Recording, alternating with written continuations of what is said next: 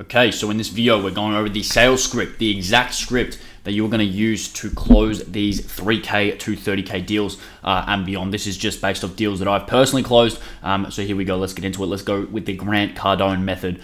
If you don't know about Grant Cardone's sales skills, then check him out on YouTube. He's the absolute GOAT. Go and watch your Undercover Billionaire. Go and watch your Wolf of Wall Street, and then come and watch this video so you can apply that stuff in a really practical way. That's what we're doing here. So for my background, basically what I used to be is a sales rep, and what I do now is run a sales and marketing company that focuses on growing agencies, growing B2B companies using the skills that I accrued. There's some case studies for you, just for some credibility. And basically what you have to know here is that this is only going to work for you if you already have a basic understanding of sales. So that's what I'm saying. Go watch your Jordan Belfort, go watch your Straight Line Persuasion, go watch your Grant Cardone, go and do all these things.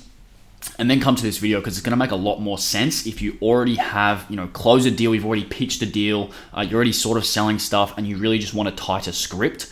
So then you can run that up with that. And generally this is directed at business owners, but this is also obviously going to work if you're a sales rep and you're just trying to get better.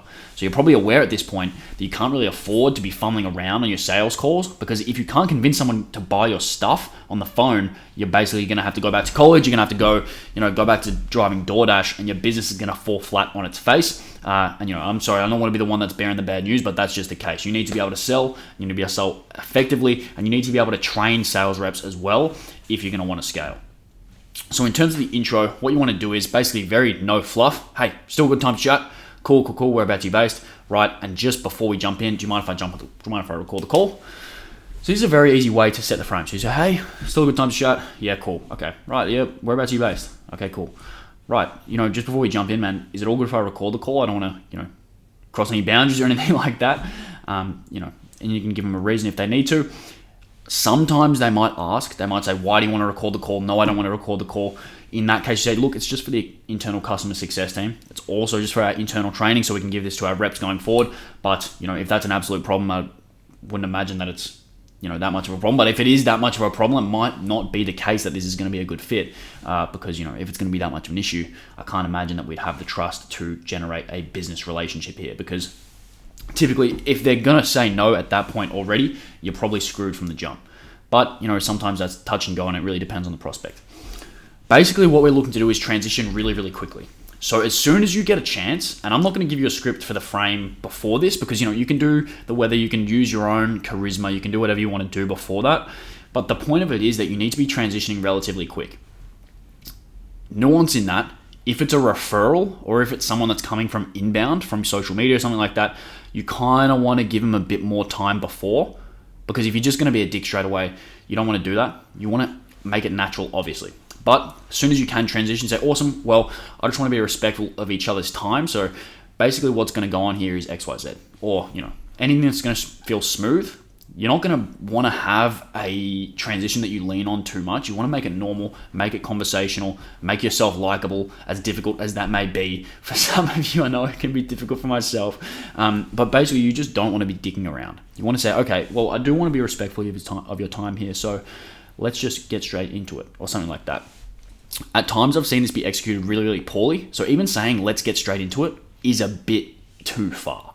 I've seen, especially if it's not executed well. So you say, look, I just want to be respectful of your time here, so do you mind if we jump straight in? Okay, cool, let's go. Easy. Very, very simple. It's not that hard. Just be normal. That's number one. So what you can do is, awesome, well, like I said, my name is Name, and I'm the Director of Partnerships here at XYZ Company. And then basically the whole goal of today's call is just for me to learn a bit more about you guys, what you're doing, and then, tell you a little bit more about us, and maybe potentially it could be a good fit.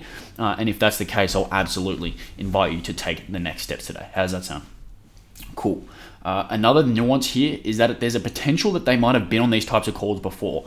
So if you're pitching into a niche that is constantly pitched, you don't want to do this. You don't want to do this as blatantly salesy as it is this, because this used to not be salesy. This used to be the normal way of going about it.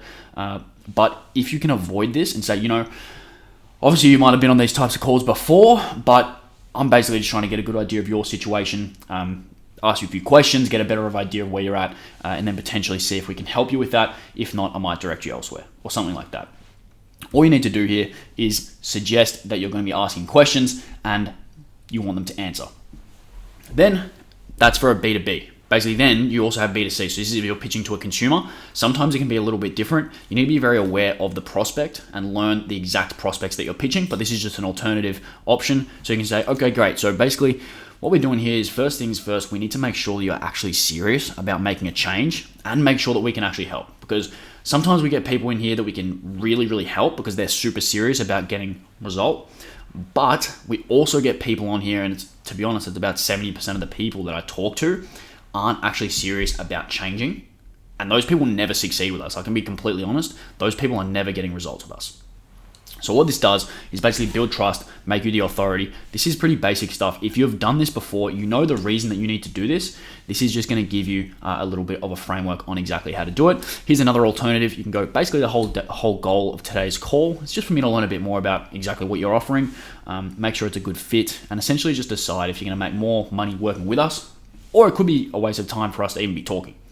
Then if we decide it's a good fit, I can tell you a bit more about us, our clients, and then absolutely invite you to take the next steps today.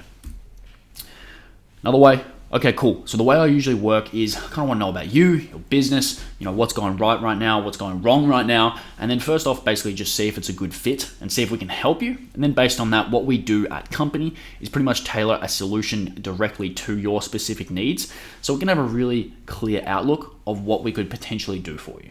Cool, easy stuff. And then that's just another one. Okay, cool. So what I want to do is know about you, your business, what's going right, blah, blah, blah. Very simple stuff.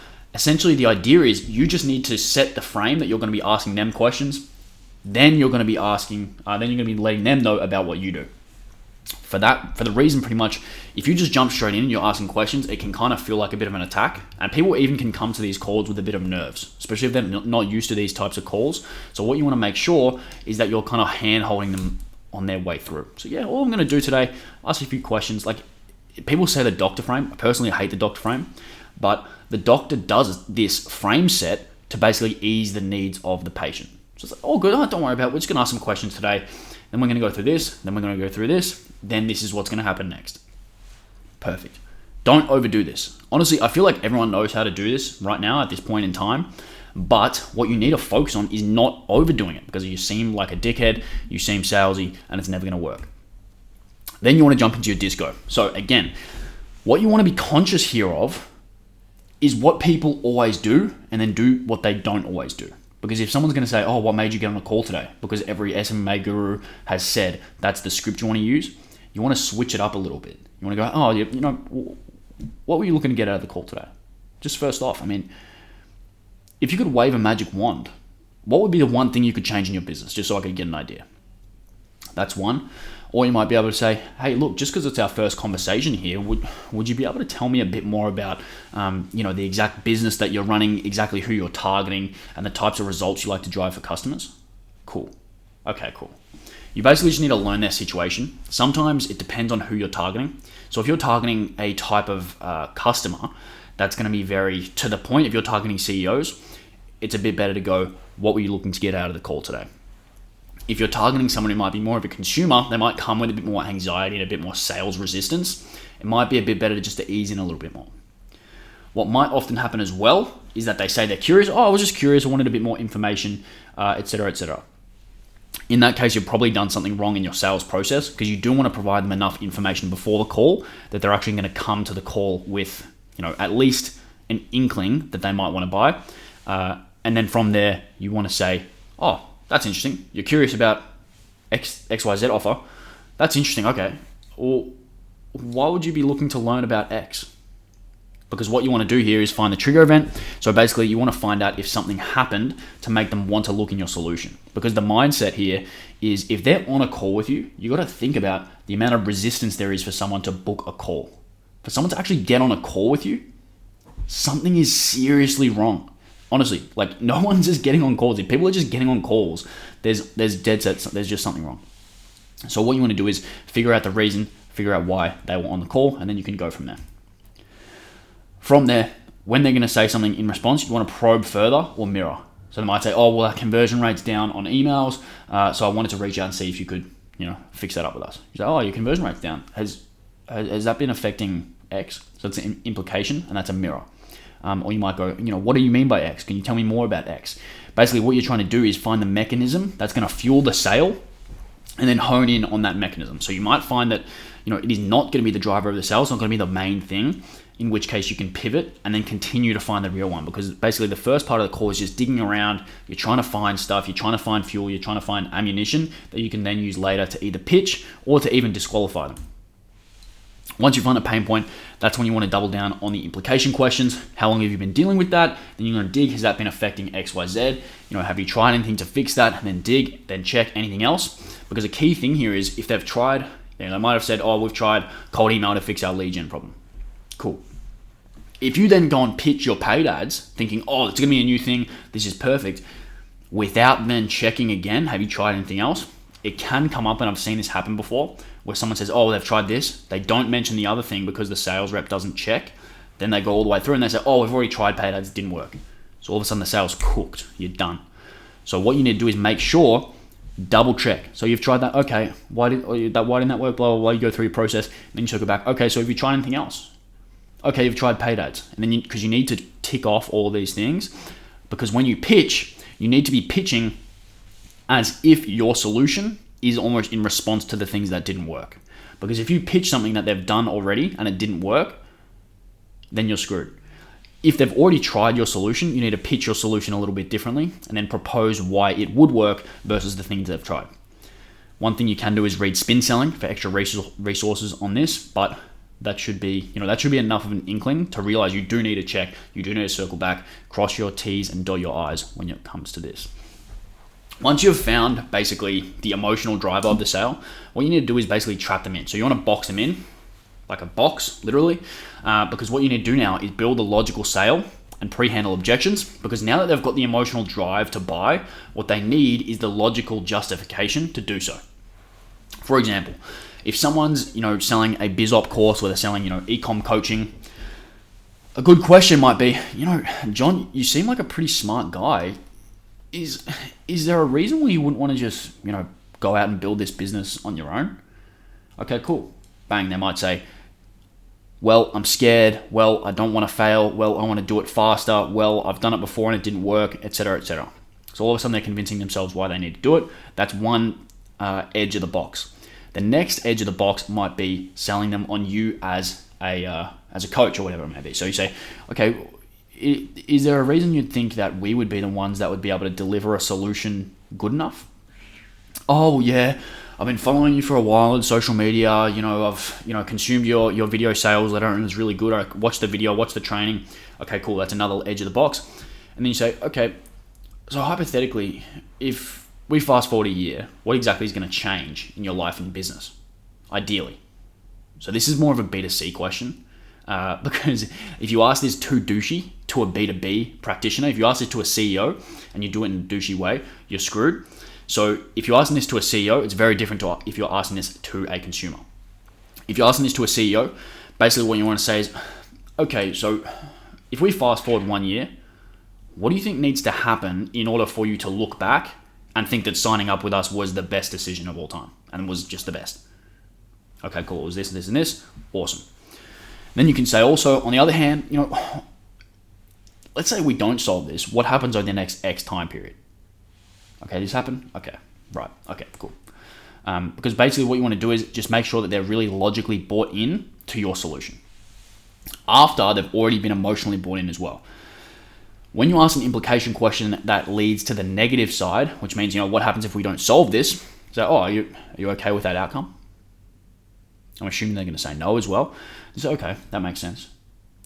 And I'd also be curious, what do you think makes it the right time to do this now rather than in 6 months from now? Okay. So all of a sudden you're adding all these boxes in and you're boxing them in, you're trapping them in, and all of a sudden you've got this box that just makes complete sense. Then basically this last little crucial bit is DQing the prospect based on the offer. So what you want to do is figure out what things are absolutely necessary for the prospect to move forward and be your ideal client. So for example, if they're easier to fulfill for, if they're a better culture fit, if they have enough time to fulfill, if they're low ego, if they're coachable, if you're doing a B2B service like lead gen, you might need to know they have a certain amount of case studies to make sure that you're going to be able to get results. It's also going to be easier in certain scenarios than others. So be aware of this and DQ them based on this. So you might say, look, John, it sounds like you're pretty busy, to be honest. Would you even have time to commit to something like this? Or you might say, is there a reason you'd think you'd be a good fit to get into sales or work with an agency rather than doing something else? Something like this, because all of a sudden that's an objection that's going to come up later, and you need to be aware this is how people get better and better at selling specific things over time. Because once you sell something 1,000 times, you should be able to know all the things that usually come up late in the call. Then you want to basically bring them before the price reveal, because at this point they're very qualified, and if they've consumed a sales letter, all you need to do is touch on the deliverables once more and then tie them down with basically the disqualification questions and send the invoice. Ideally, that's what should happen, because it should just be the logical backing to give them the confidence to pull the trigger.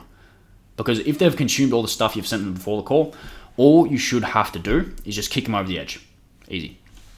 Ideally, it's literally that. So you want to just take an order, basically, because the sales process is much more important than the sales call itself. And if you watch my videos and if you're in my group, you would know that, ideally. And if you don't know that, go watch more of my videos. From there, the other option is that you do this with leveraged up sales. So what you can do is basically get something that's going to do the selling for you, barely need sales calls, cut the sales cycle in half, and have the leads pre-closed. So obviously, if you're doing your own sales letters and stuff like that, you might be able to get somewhat of this. But if you want to sort of get advice from me directly in my free group, or if you want to have me do it for you directly, then you can book a call at the link. But either way, look forward to catching up soon in my free group if you want to jump in there, because we're going to be doing live calls quite soon. Or if you want to chat, book in at the calendar below as well. So cheers. Hopefully you can watch another couple of my videos and like and subscribe and comment. Do all that good shit. I don't even know what the fuck it is, but let's go.